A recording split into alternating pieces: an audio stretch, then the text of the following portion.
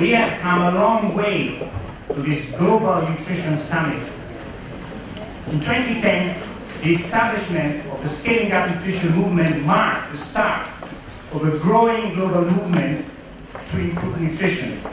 In 2012, the World Health Assembly agreed on 6 global nutrition targets that aligned world efforts to address malnutrition in all its forms. In 2013, the London Nutrition for Growth Summit mobilized $4 billion for nutrition-specific projects and $19 billion for nutrition-sensitive projects. In 2014, the second International Conference of Nutrition committed on a broad set of actions that multiple sectors and multiple actors would take. In 2015, world leaders included nutrition as one of the priorities of the development agenda for 2030. In 2016, the General Assembly of the United Nations proclaimed 2016 to 2025 as the decade of action on nutrition.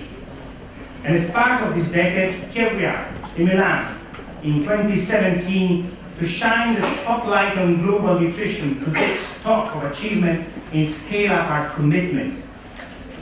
Is it acceptable that 500 million men and women are obese, while 155 million children are still stunted, often their children? Is it acceptable that 60% of the world's children are not exclusively breastfed for the first 6 months of life, a practice that would save over 800,000 lives every year? Is it acceptable that our food systems deliver diets high in fats, sugar and salt, poor in vitamins and minerals, such that it might be easier to access sugar-sweetened beverages than clean water? And that 10 million lives are claimed every year by the health consequences of poor diets. We all agree it is not. Governments, civil society, foundations, the United Nations, the international financial institutions, the private sector, we all agree and are ready to make the necessary financial and policy commitments to act and to create or expand our networks and alliances. But we need a radical step change. This cannot be business as usual. First of all, a change in policies, domestic and international, that needs to be coherently improving nutrition. Second, a change in public and private investments. Third, a change in our collaboration practices across sectors and actors. This decade is an opportunity to make real progress.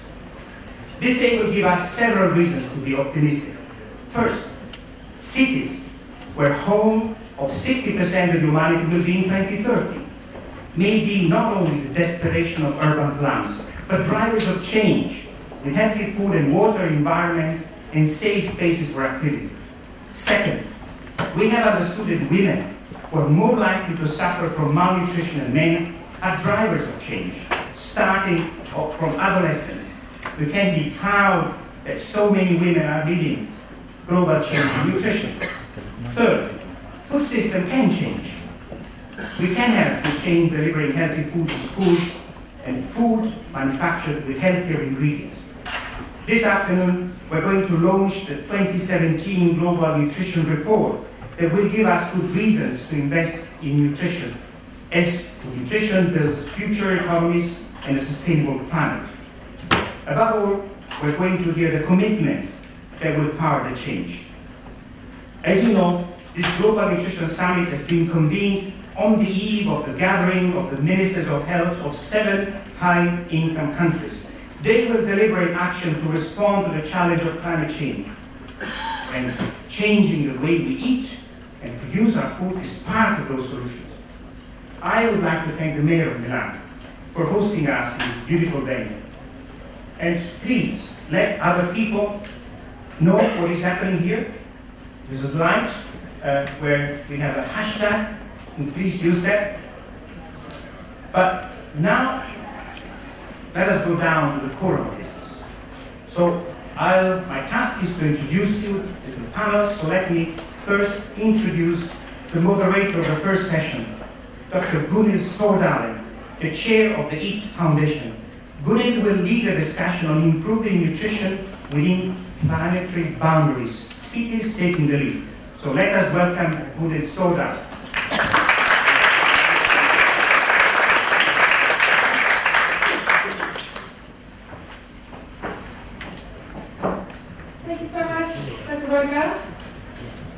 the Italian Ministry of Health and the City of Milan for putting together this timely and important summit and really helping turn this into a true decade of action on nutrition program. And thanks also for giving me the opportunity to moderate this session on cities taking the lead. As you all are aware of, it has become increasingly clear over the past few years that there is no chance whatsoever of ending malnutrition without addressing the root causes of our broken global food system. Clearly, our siloed approaches in the past to solving these challenges one by one have not been successful. Just a month ago, we got a stark reminder of this and also the urgency of tackling these interlinked issues when the UN published the State of the Food Security and Nutrition in the World 2017. And that report was showing that while obesity and diet-related diseases continue to rise, for the first time now in more than a decade, world hunger is actually on the rise, mainly due to conflict and climate change. And with agriculture being the single biggest emitter of climate change, or greenhouse gas emissions, and with increased food production with business as usual likely to further threaten food security, this is an example of how we have to deal with the interlinks between food, planet, and health. But food is also our greatest opportunity. By transforming the global food system into one that is health-driven, sustainable, efficient, and inclusive, we can actually shift food from being a cause of global challenges to become a powerful cure to tackle them and even prevent them. And there are lots of great efforts and initiatives being taken.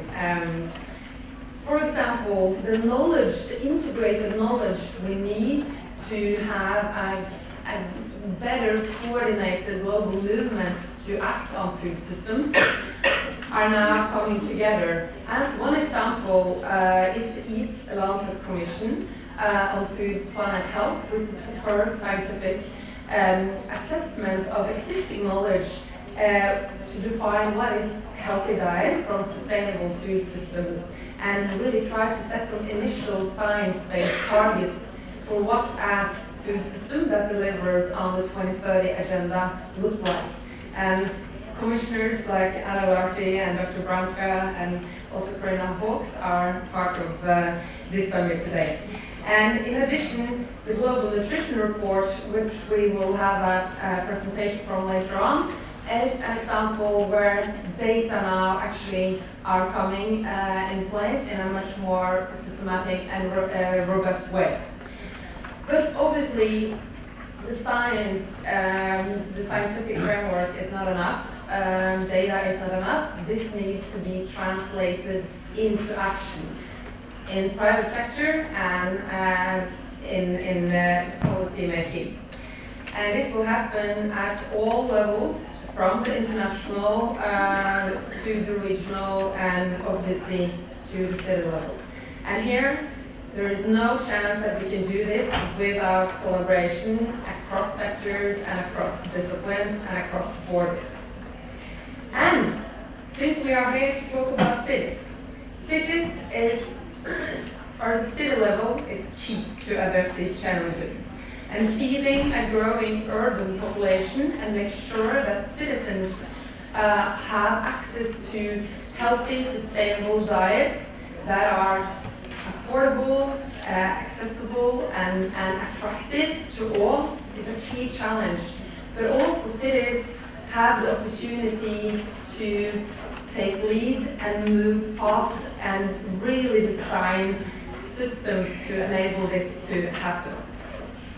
And with now already more than half of the world's population living in cities, and this is expected to rise, be 2/3 of the world's population by 2050. And a lot of the growth will come in Africa and Asia. Actually 90% is expected there. This puts huge challenges on those regions. And I actually just more or less landed from Jakarta, where we hosted the first regional Eat Forum in the Asia Pacific together with Indonesian governments.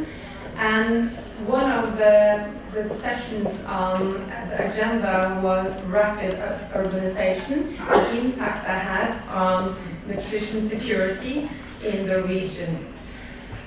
But as again, this is a huge opportunity for cities to get it right on food and be a part of creating a more sustainable, healthy, and equitable food system. So to give us more insights and also share some knowledge on the nature of these challenges and some recommendations on what that can be done, how cities can take the lead, we are lucky to have 5 fantastic panelists that will share their views, and hopefully we will also have time for some questions from the audience. So let's begin with you, Tom Arnold. Last time we met was in New York, where we are sitting together with in the Sun lead group, where Gerda Verburg is also here today, the coordinator. And you are also a member of the global panel for agriculture and food systems for nutrition.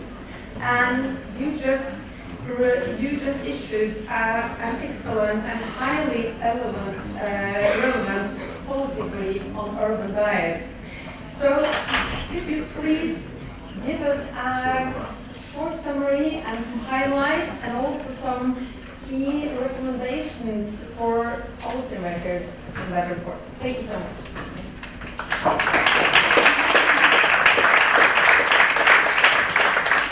Thank you, Gunhild. It's a great pleasure to be here. I'll start by just talking a little bit about the global panel itself, because not everybody would be familiar with it. As Francesco said at the beginning, there was an important event in 2013, the Nutrition for Growth Summit. It made a number of important financial commitments, but it also took 2 decisions as well. It decided to establish the annual Global Nutrition Report, and it set up the global panel. The global panel has been working since then, has produced a number of reports and policy briefs, and a central theme of its work is that overall food systems are influencing what people eat and the nutrition outcome of population. A particularly important report was issued earlier this year called Food Systems and Diets Facing the Challenges of the 21st Century. That's the report. It's available on the table outside, and I think it's a very comprehensive statement of the global challenge that we face and the opportunities that come with it. So if you want to know more about the global panel, you can either look at the website, or a number of the reports that have been produced are available on the table outside. At the heart of what the global panel has been consistently saying since 2013 are 2 points. That good nutrition is the foundation stone for achieving the Sustainable Development Goals and a whole range of other things. And secondly, that the world is moving towards a number of really dangerous trends within the whole area of nutrition. 10 years ago, when we talked about malnutrition, what we were really talking about was undernutrition. Now, 10 years on, there's a growing recognition that malnutrition has 3 components. Still has undernutrition, it has micronutrient deficiencies, what they call hidden hunger, and it has a growing problem of overweight and obesity. And we have to recognize that's the reality of modern malnutrition and deal with it. We see that stunting, which is, is falling, but obesity is rising at a faster rate than stunting is falling. So that's a critical thing, a critical insight. And 10 years ago, about 10 years ago, with the publication of the Lancet series in 2008, that spelled out the costs of undernutrition in terms of child mortality and stunting, and the longer-term human and economic costs associated with stunting. 10 years on, we need a similar breakthrough moment that modern malnutrition has both short and long-term costs, and we have to address them. And it's in that context that the Global Panel's report about urban nutrition in urban areas, I think, is particularly timely. And that's what I now, as requested, want to go on to talk about. I'll very quickly run through these slides because I want to get to the conclusions, which are the most important. We see that there are both challenges and opportunities in the situation in relation to urban nutrition. Obviously, there's growing urban populations. Gunhild spoke about the shift from cities accounting for more than half of the world population to 2/3 over the next 25 years. What that means in practical terms is that there's going to be another 2.5 billion people living in cities over the next 25 years. That's the trend, the overall trend. And urban systems bring with them the complexities of urban environments and the diversity of the population that they serve. And we all know that there are, if you like, different characteristics of urban diets than in rural areas. I keep moving quickly. But this is, I think, a core message. This is the growing crisis in urban malnutrition. These three elements.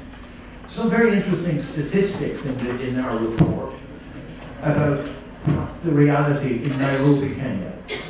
Stunting levels in children of 41%, and levels of anemia in children and in women, as well as levels of obesity that are growing. So that's the actual practical reality. And these are, if you like, some of the key stakeholders that have responsibilities. Cities and municipal governments absolutely have key responsibility to do something about this. And this is where the Milan initiative on cities, which has now brought together 159 cities, has real potential. National governments have a role to set overall policy and guidelines. Civil society has a critical role in holding people, first of all, in raising consciousness about the role of malnutrition in its broadest form, and holding people to account to deal with. And finally, the business sector. I think increasingly there's going to be a focus on the responsibility the business sector has towards malnutrition, and specifically towards obesity. And that's a responsibility that the business sector have to live up to, and that people have to, if you like, challenge the business sector on. And these are, the last two slides are dealing with what this report is saying, and you can read it in more detail because this is obviously a very short summary. These are the key recommendations of our report on urban diets. Firstly, that there really needs to be a greater focus, a greater rebalance in making high-quality diets a priority for both urban and rural populations. At the local level, urban authorities have to champion better diets and nutrition. And what's a bit special about this report is that it's targeted at urban municipal decision makers, and I think gives some really practical and sensible suggestions as to what they might consider doing. The third area is focus on the opportunities of modern food systems, of modern technology, of social media, etc., give some real possibilities. Fourthly, that it has to be fitted in a wider framework of policy at the urban level. Policy about housing, about spatial planning, about health, about sanitation. There has to be a recognition that we have different categories of people within urban populations, both well-off people and poorer people, and both have to be catered for. We really do have to relook at and change attitudes towards the informal food sector, which is a very critical part of food systems in urban areas. And in many parts of the world, the informal sector is more or less penalised by the authorities rather than utilised to make the best of, to make sure that food is safe and that it's nutritious. And then finally, coming up to the specific challenge associated with rising levels of overweight and obesity. The world is storing up a huge problem in terms of non-communicable diseases, cardiovascular disease, diabetes, and other aspects of disease by this growing problem of obesity. And nationally and internationally, we're going to have to face up to that. And then finally, that we have to do this on the basis of solid evidence, solid results, and capturing lessons of what is learned and what we can learn from our actions. And that's really the basis, and it's a nice segue to move on to some of the more practical, if you like, recommendations and approaches that my colleagues in the panel will now proceed. Thank you very much indeed.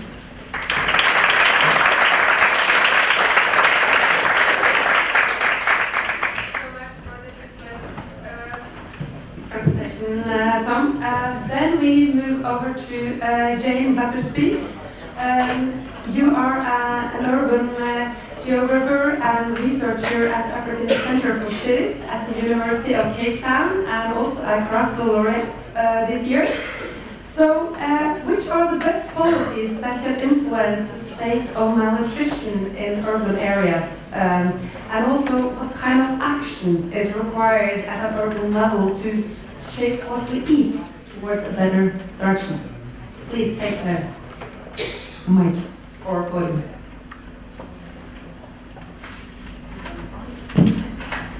The charrette, yeah.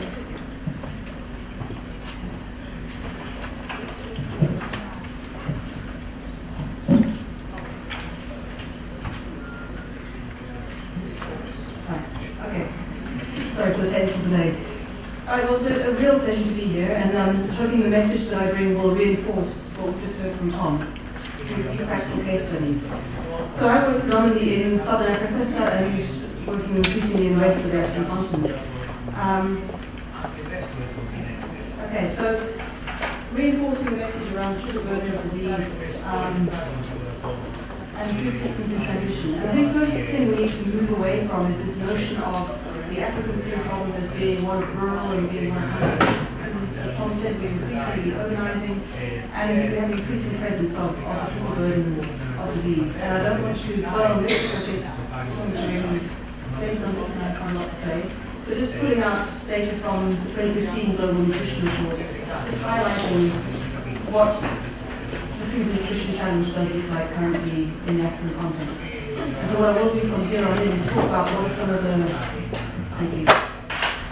the challenges and some of the opportunities and how we might think about this going forward.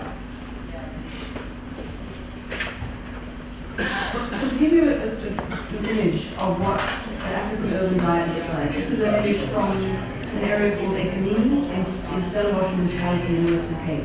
And this is what this household was consuming every week. Well-recognized brands. What is clear, this is a diet that's high in refined carbohydrates, low in micronutrients, and deficient in a number of ways. And I think we need to think about this kind of diet, and when we talk about diseases of lifestyle, think about how choice intersects with multidimensional quality, with food systems in transition and with urban systems in transition, and how those then determine what people actually consume and what their window of choice actually is. Because what we're seeing is we're having food systems that are transforming in ways that are putting us on a collision path with our health policies. And so we need to think about those food systems transitions and what's driving them. So one of the things we've seen in the South African context and in Southern Africa generally is the rapid expansion of the supermarket sector. So So we've gone out into Cape Town and we've mapped where all the supermarkets were in 1995 and where they were in 2013. And each dot represents where one is. And you can just see there's a rapid expansion. And a lot of that expansion is in lower income areas. Now, there are some who will tell you that this is a food security win because it's bringing higher quality, more diverse foods for cheaper prices. Evidence from some of our work in Cape Town and work of others in places like Nairobi have demonstrated that actually what's coming through is increased prevalence and availability of highly processed foods, and not necessarily providing better foods for cheaper. Now, the thing is that none of these decisions have been made in the context of food policy. These decisions are made in the context of urban planning, and made in the context of local economic development, and food consequences have never been thought through. So there is a real need to get local government to think about food systems activities that they don't see as food systems. If that makes sense. And so what's happening is this is not solving a food desert problem, because there is an existing dense food network operating. As Tom said, the informal sector is incredibly important. So this is just one neighborhood in Cape Town, and each of those markers represents a different kind of informal food trade that's happening. What we have is a food system that's been designed very much in response to the needs of the urban poor and their travel needs, their timing needs, their infrastructure needs. And as the supermarkets are coming in, there's a concern that those are getting crowded out, and what we might actually see is increased access to highly processed food and actually reduced access to things like fresh produce. And so these are pretty important questions we need to grapple with, is what kind of food system are we moving towards? We also need not to, what should I say, romanticize the informal food sector, because increasingly highly processed foods are appearing in the informal sector as well. So this is just an image from Epworth, which is just outside of Harare in Zimbabwe, showing yes, the fresh produce is there, but it's again crowded out by these highly processed foods. And so we need to think about what's driving these things. So work that Anne-Marie Tho and colleagues did, looking at imports into the SADC region, the Southern African region, is just showing a rapid increase in imports of snack foods and sugar-sweetened beverages into the region. Increasing by 76% in terms of soft drinks and 83% in terms of snack foods. And so what we seem to be having is trade policies that are entirely in conflict with health policies. And so there's a need to think through that at this kind of national and global scale. How do these things play out? Who's making those decisions and who's actually the most powerful? There's also the challenge about what is the responsibility of the local government. So what we've seen throughout Africa is oftentimes there's a symbiotic relationship between the formal and the informal food sector. So you have a ShopRite supermarket and the fresh produce traders sitting directly outside. And there's this kind of consumers use different sectors in different ways. And so when we talk to local government, they will often tell us we don't have a food systems responsibility. And yet there are things that are being done by local governments that are profoundly shaping the food system. So this is shopping centre in Zambia in 2015. We went back earlier this year. Same street scene, a series of street protests and street clearances. Because there's this pathologization, this problematization of the informal sector is something that needs to be cleared away without thinking about what it's actually doing for the food system. And some of this is very cautionary tale, but it also shows the immense power that local government actually already have in the food system. And so thinking about what is it that local government are already doing in terms of planning, policy, in terms of urban management, that are planning shaping our food system, how will those powers be harnessed for good? And so in conclusion, I think critical issues we need to think about going forward are, I think we need to move away from thinking about diagnosing SEDs as diseases of lifestyle when they're clearly diseases of poverty and intersectional systems. We need to recognize that oftentimes health policies and trade policies are at odds and think about where power resides in the system. We need to recognize that food systems are still largely absent from urban policy and urban planning agenda, despite the 18 mentions of food within the urban agenda. And so thinking about how one harnesses the existing mandates of cities to get them to embed food in existing policies and programs. And then finally the challenge of how do we reconcile the fact that SDG 2, the food SDG, speaks of a world in which no one lives in cities, and SDG 11, the urban, speaks as if in a world of cities in which no one eats. And I think that is a challenge and opportunity, and I think this is where Wayne Roberts, talking from the perspective of Toronto, can help to lead us into this discussion. Thank you.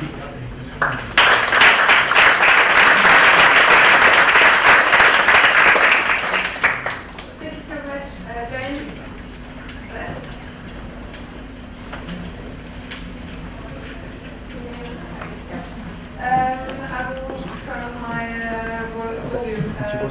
Wayne Roberts, you are a food policy analyst and a writer and the former manager of the Toronto Food Policy Council. And was one of the judges, I have to say, congratulations, as Toronto received the Milan PAC Award last month for pioneering work on, among others, and the So, from a policy perspective, why is it so important that cities address these integrated food challenges? And from your experience, what are the key steps to start this process? Oh, thank you very much. One way to answer that is to say when I started in this work, I had hair, and there were 3 food policy councils in the world, and now I don't, but there are 300 food policy councils, mostly in North America, and a small number in Europe. And I would say that certainly in North America, that food policy councils are where the Sustainable Development Goals hit the ground. That's where there is a grassroots movement that is actually working on them in the name of food. And I believe that food policy councils have developed 3 disruptive questions that are equally disruptive for business and government people. The first is, what can cities do for food?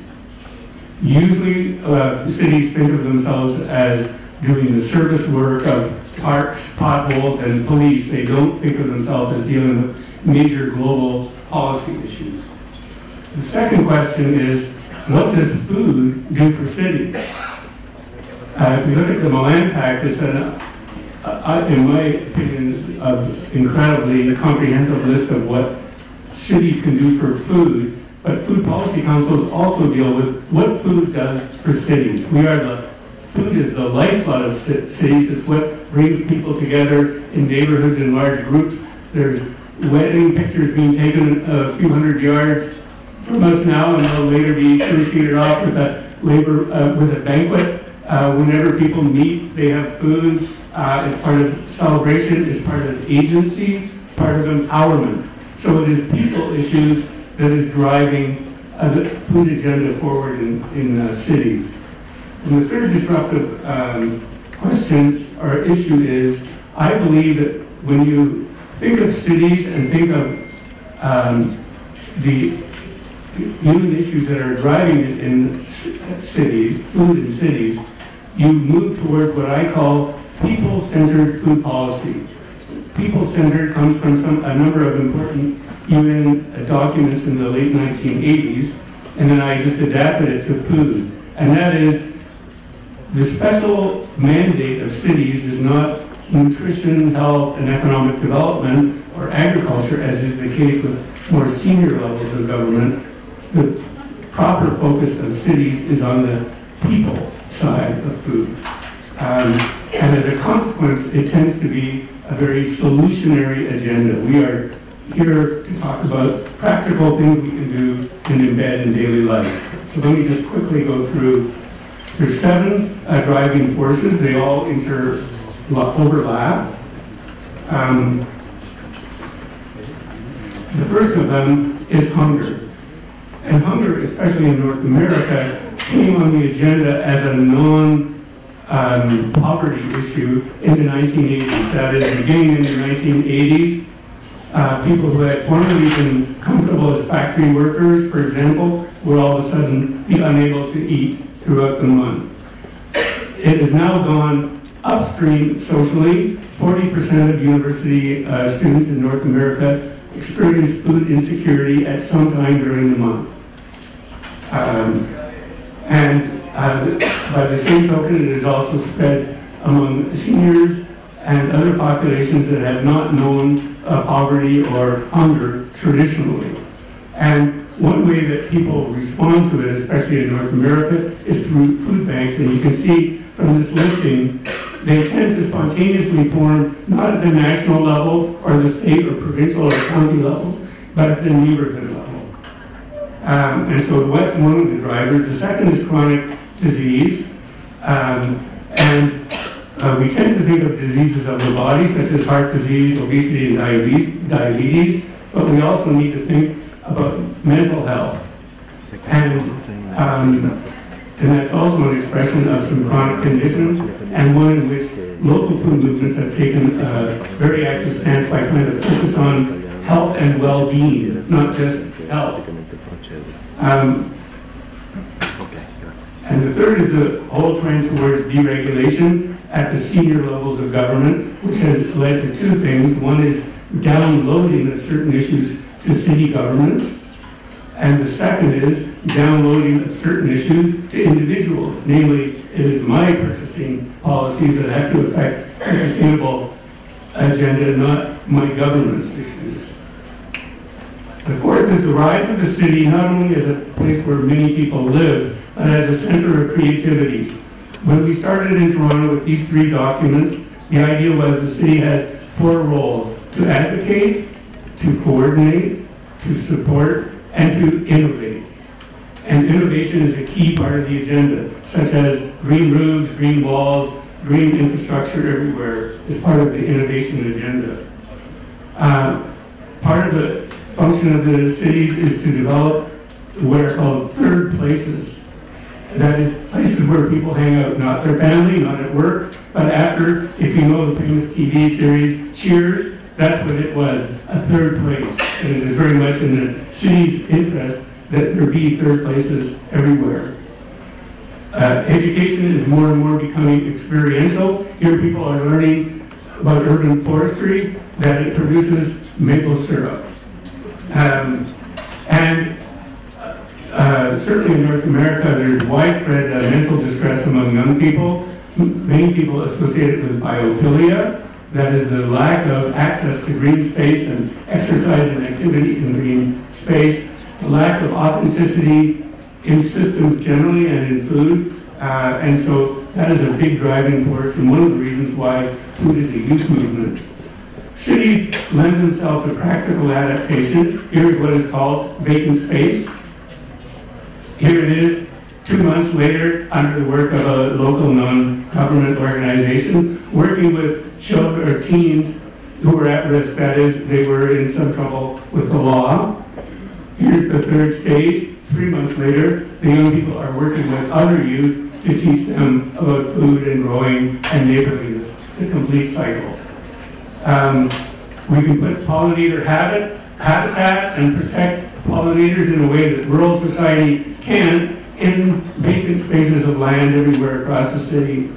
We can adjust old public transit buses when they're no longer good for buses and use them to carry food to isolated neighborhoods.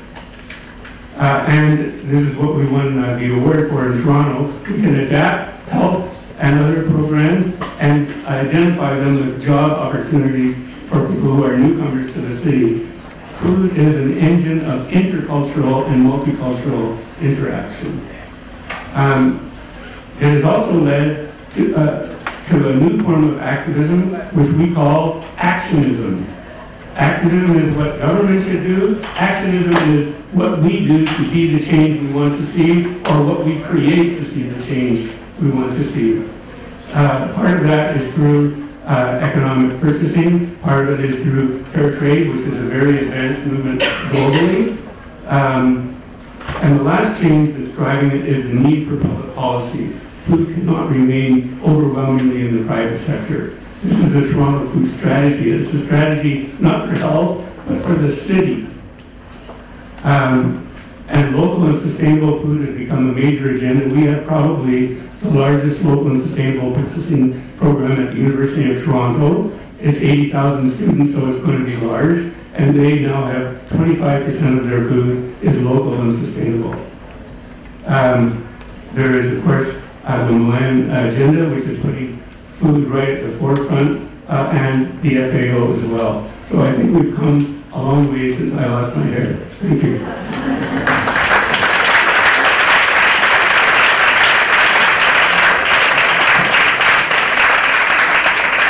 Thank you so much, Wayne. So, as you all know, there is no coincidence that we are in Milan. Milan has been a pioneer on addressing these the food system issues, both through the Milan Expo and Urban Food Policy Pact. So before we move on to our city representatives, let's play a short video from the Milan Pact.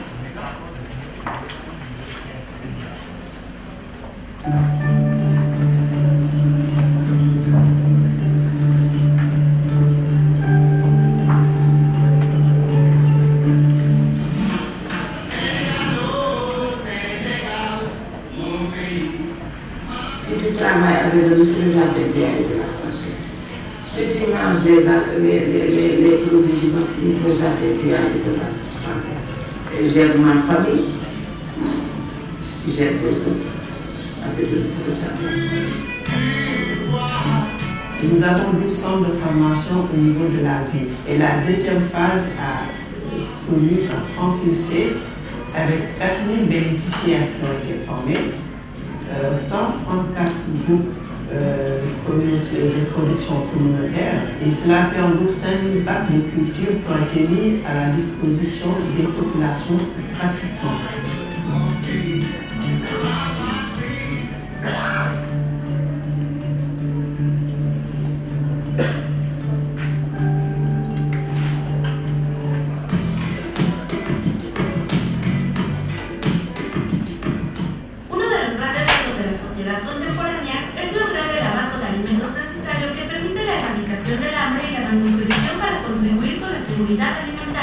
Esta tarea se complica debido a su carácter multidimensional, ya que requiere de estrategias que contemplen emergentes tales como el cambio climático, economía global, inocuidad, resiliencia y sistemas agroalimentarios sostenibles, entre otras cosas. Es por ello que el gobierno de la Ciudad de México, encabezado por el Dr. Milan Espinosa, ha puesto especial interés en desarrollar una política alimentaria integral con la participación de organismos internacionales, sociedad civil y del sector académico, que contribuye a garantizar el derecho a la alimentación a través de distintos programas y acciones articulados desde un mismo eje rector. Comedores comunitarios. Facilitan el acceso a una alimentación variada, adecuada y nutritiva a bajo costo para todas las personas que habitan y transitan en la Ciudad de México siguiendo los principios de equidad social y de género. Operan bajo un esquema de corresponsabilidad entre gobierno y sociedad civil. Es así que la Secretaría de Desarrollo Social les otorga equipo inmobiliario, apoyo técnico administrativo e insumos no perecederos, y corresponde a la organización civil comunitaria vecinal responsable la instalación y operación del comedor comunitario. Actualmente existen 204 comedores comunitarios ubicados estratégicamente en las 16 demarcaciones que integran a la Ciudad de México, los cuales ofrecen en conjunto 33.500 raciones de alimento diariamente.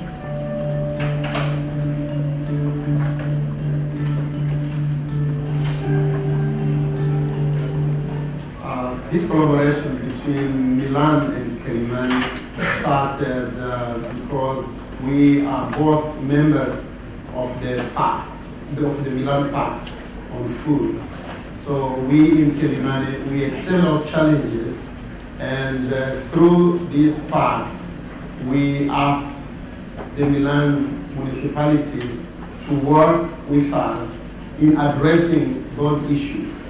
One of the main issues had to do with sanitation, the second had to do with water, and the third has to do with food security.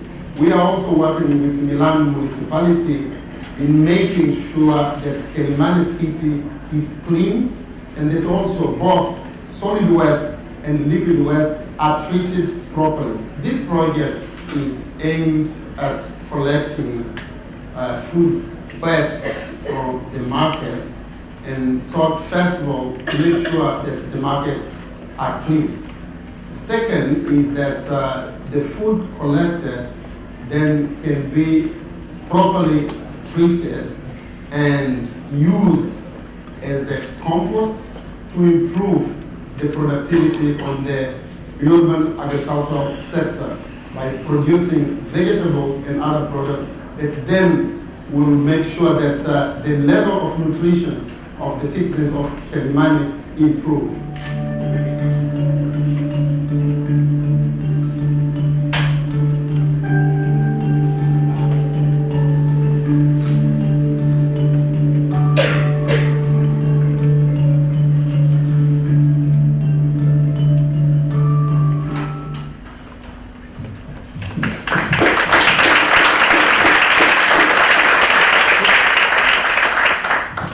So Anna, Showitsu, and Albert and Zolo, it's great to see you both again. You were both in Stockholm earlier this summer for the E-Forum, as Milan and Cape Town are both active cities in the EC40 Urban Food System Network, which has now connected 36 cities around the world. So first to you, Anna, as the Vice Mayor of the City of Milan and Chief Councillor of Education and also Milan's Food Policy Coordinator. Thanks so much for hosting us at this summit. And please tell us a little bit more about the Milan Urban Food Policy Pact and also some of the activities that you have going on here in Milan.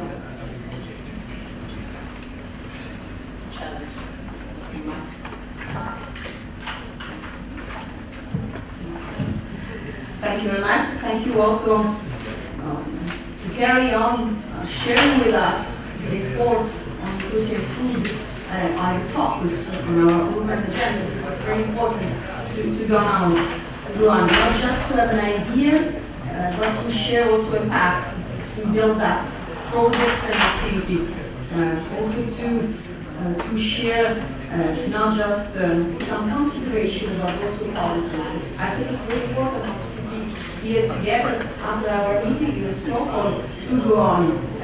I think it's very important to go on also for Milan that in 2015 a very important responsibility to share with the world the attention on food, on nutrition, on good and sustainable nutrition, to promote the pact, and now to promote also his own food policy. So we have an effort in a network with a lot of different cities, but also we have an effort in our cities to promote our own food policy.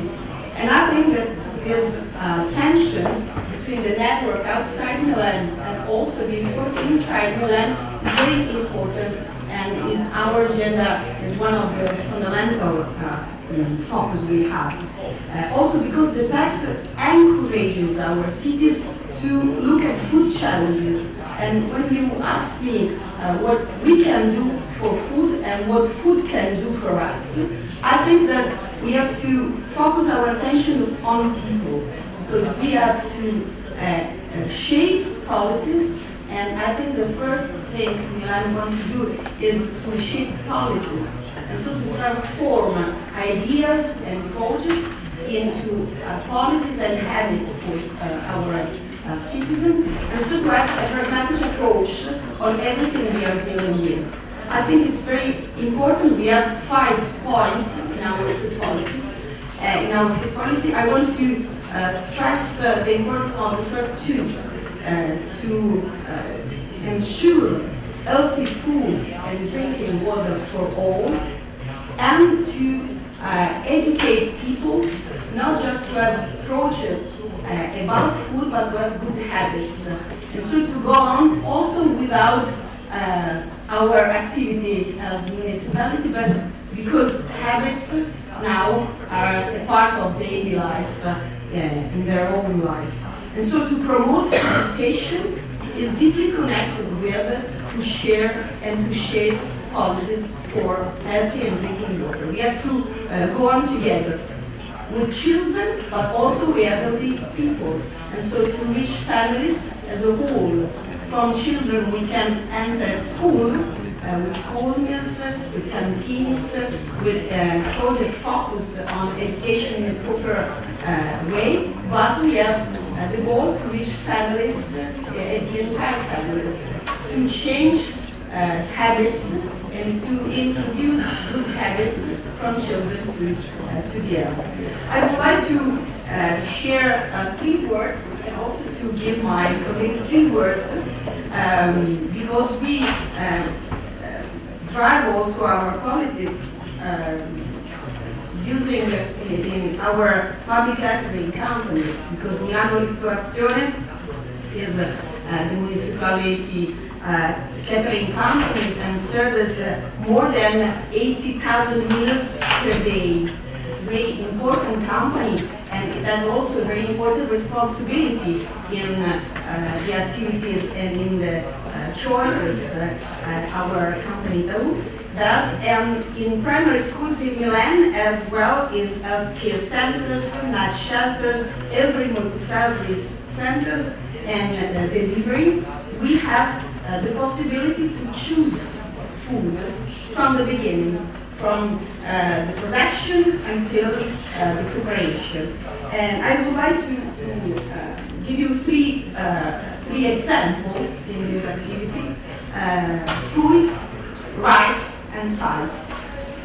Because these three words help me to introduce the three topics: good habit with fruit, a connection with the economic pattern, with the economic structure in peri-urban agriculture with rice, and the healthy effort we have, the healthy food for all linked to good habit and healthy habit with salt.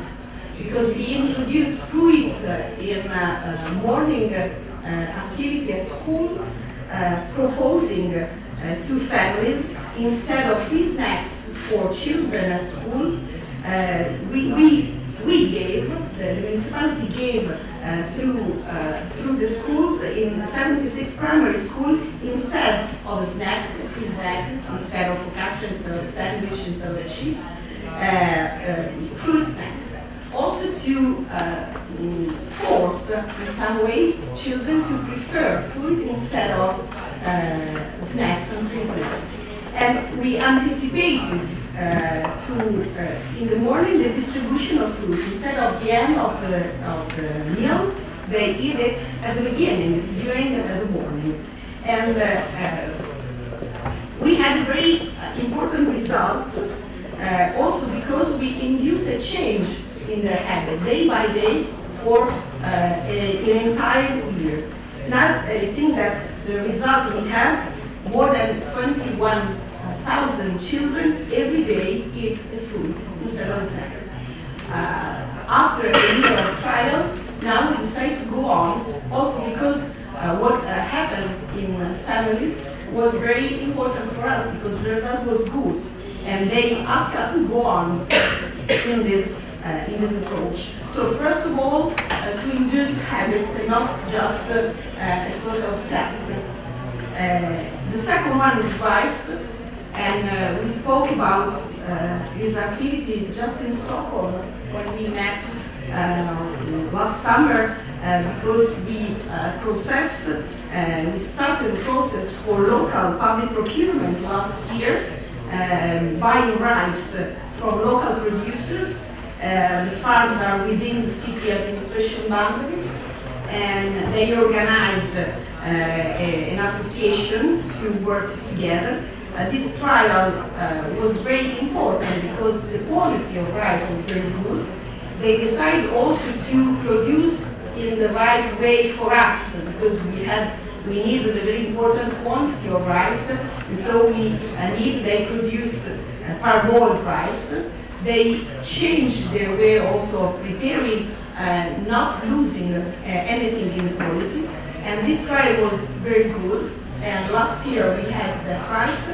And last month we prepared a tender, a free tender, and the association won the tender. And so they are not just in a trial, but they are our furniture for rice.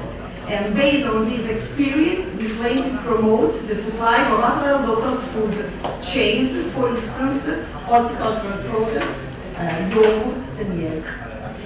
The third word I want to give to my colleagues is salt, because following also the dietary guidelines of our regional public health agency, last year we decided to change the way meals for nurseries are cooked. And so we decided to avoid to use salt at all, not just a few in some cases. Also in water, they used to prepare, for instance, pasta. A sort of revolution, also because you have to consider that in Italy, food is a sort of religion. And so you have to deal with it in a very respectable way, because you have to consider 3 key words. Your food is healthy, but healthy is a synonym of good, and so your food is healthy but also good. Is cool and popular, you can transform also your activity into a habit. So cool and popular, and also sustainable. Not exactly cheap, but sustainable, and with an economic activity that is sustainable for us and for families. But salt is very difficult to avoid. But we decided to try and to go on, not with a balance, not just a few less, some more, some less, but we decided to avoid to use salt. I think that nowadays we can go on without thinking at the past, and we go on trying to understand how to avoid to use salt also for other meals and not just for meals. So these 3 words I think that are very important also to give to our policies a very pragmatic approach, because we have to share with all the other cities we want to work on this subject, ideas, vision, goals, objectives, and also best practice, without forgetting that cities and administration are responsible also for policies in everyday life. And so our approach must also be transformed into everyday policies, not just a global one. We need a global approach, but we have a local need. Thank you.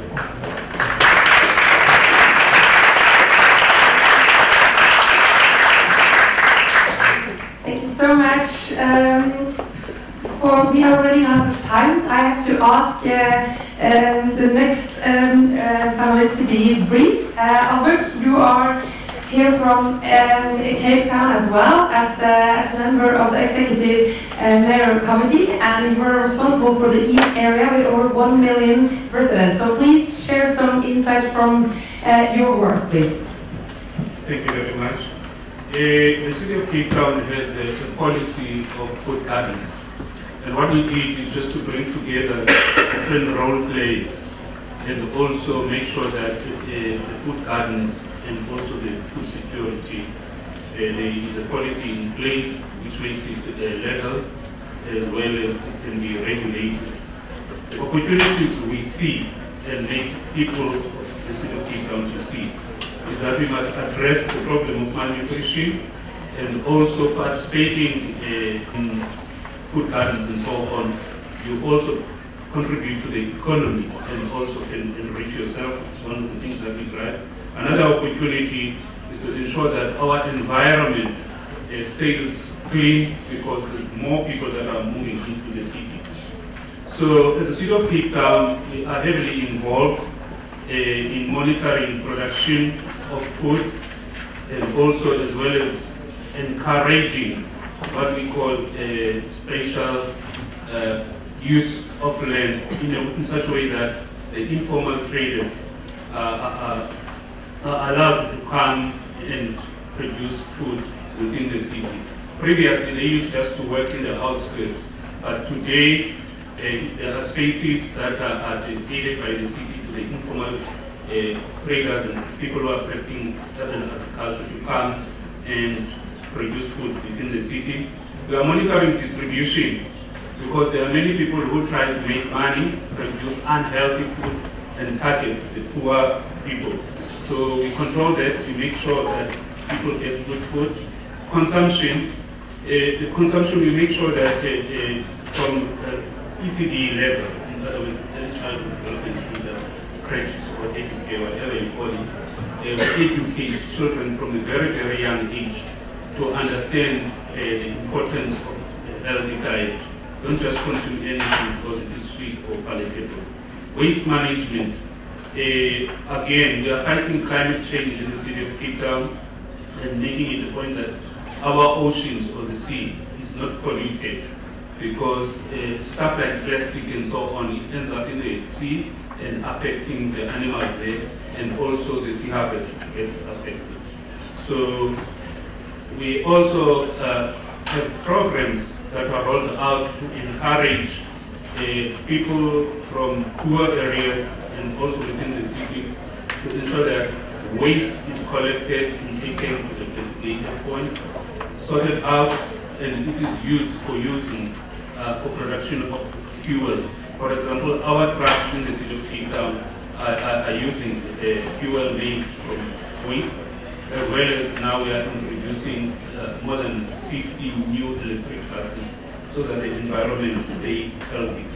So lastly, to close, I think I would like to really encourage the international community or partners to continue to work with us to improve food security in Cape Town, as well as play with our other spheres of government to ensure that food security is good, malnutrition is dealt with, and also mainly the children that are underweight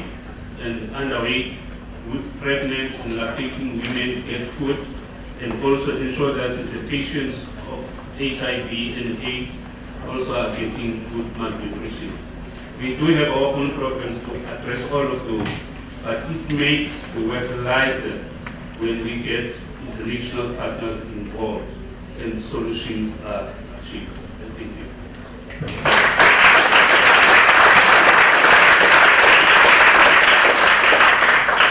Thank you so much to all of you for excellent insights and examples on the role and potential that cities have to really address the food system challenges in an integrated way. And I hope this will feed into further discussions on how this can be scaled up at a global level into measurable action. So thank you so much to all the panelists, and then we unfortunately have to move forward without further questions.